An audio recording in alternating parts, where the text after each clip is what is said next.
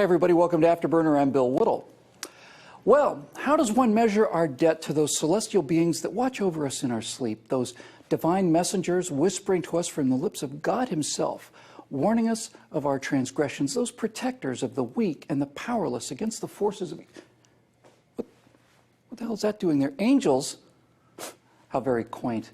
Now, we used to imagine angels, and apparently the rubes out in flyover country occasionally still do, but here in Los Angeles, we cut right to the chase. Out here, we worship graven images made of gold. When I was referring to messengers telling us what to do and protectors of the weak, I was, of course, referring to Hollywood celebrities. Angels all, of course, but specifically the golden archangels wielding the batons of power. You know, these things.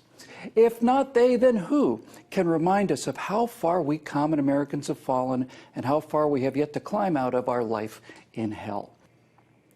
So, let's start with Patricia Arquette, who was sent by God himself to remind us of the horrible injustice inflicted upon American women in the form of income inequality. Hey, she ought to know, coming from the one industry in America where an actress paid millions of dollars for 3 or 4 weeks can stand 3 feet in front of another actor who might be lucky to make $100 in an 18-hour day. Ms. Arquette points to the fact that one of the most appalling aspects of life in hell is that women don't make as much as men, causing arch celebrity Meryl Streep to take wing in righteous co-indignation. Now, as we all know, a woman applying for a job here in hell might meekly ask what the salary is for the night manager job in a department store, only to be told it's $41,500, but that's for a man, of course. You'll be lucky if I pay you 35 grand, sugar cheeks, and then she gets patted on the butt. Happens every day here in hell. That's how things work here.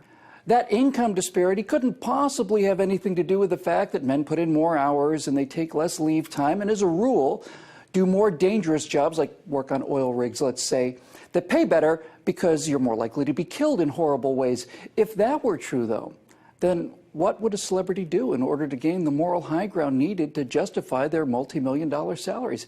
If they didn't lecture us on evil, why, they'd just be rich, fat cat one-percenters killing the planet by flying around in private jets and using more than their fair share, and that would be wrong. It'd be so very wrong.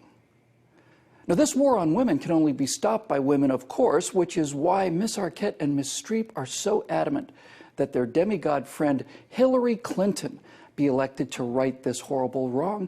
Miss Clinton, it might be pointed out, pays the women on her staff on average 72 cents for every dollar she pays a man. If you'd like to know how she can get away with this, the answer is because Democrats. The theme from Selma won a Best Song Golden Statue, and the sight and sound of black superstar millionaires lecturing America that the sins of the unnamed Democrat racists in the 1960s continues today, invoking Ferguson and St. Michael, the gentle giant who mercilessly beat old black men and strong-armed small Asian shopkeepers before being assassinated in cold blood while coincidentally assaulting a police officer. Celebrities, including David Oyelowo, the British actor who played Dr. Martin Luther King in the film, no American black actors being available for that role apparently, leapt to their feet with tears in their eyes. It's got to be horrible living here in racial hell. Thank God for millionaire Oscar winners John Legend and Common to point out how hard it is for a black man in America today, and for giving us a glimpse into some future dream world where we might, I don't know, have a black Secretary of State or maybe a black Attorney General. Or just imagine, perhaps blacks in music and TV and cinema, and maybe even someday a black president of the Academy of Motion Picture Arts and Sciences. Of course, that's all we could ever hope for here in hell. If only blacks had a chance to succeed here, just imagine how racially healed we'd be if we had a black president. And finally, the two-fisted pinnacle of adulation, Alejandro Gonzalez Inarritu.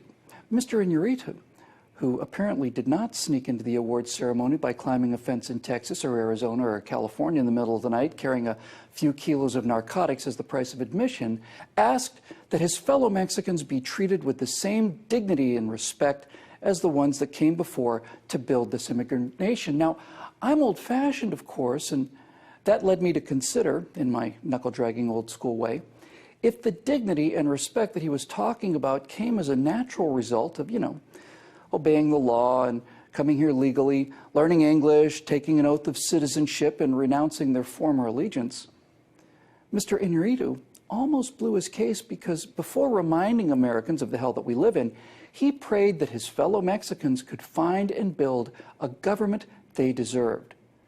Now, if they were, in fact, to do such a thing, build a government free of cronyism, narco-dollar terrorism, and rampant top-to-bottom corruption, well, then Mexico might have a booming economy. And of course, if that happened, there would be no more illegal immigration. And without that, what would we need celebrities for? No, things are as they should be. Americans live in hell. And the women who daily have their genitals mutilated or suffer honor killings or who live in walking tents, the blacks in Africa living on less than $1 a day and starving in their thatched huts, the legal immigrants waiting in line and filling out forms, all of them look to these glittering angels who remind us of our lives here in hell. And those people shake their heads in disgust and then go to sleep to dream about coming here.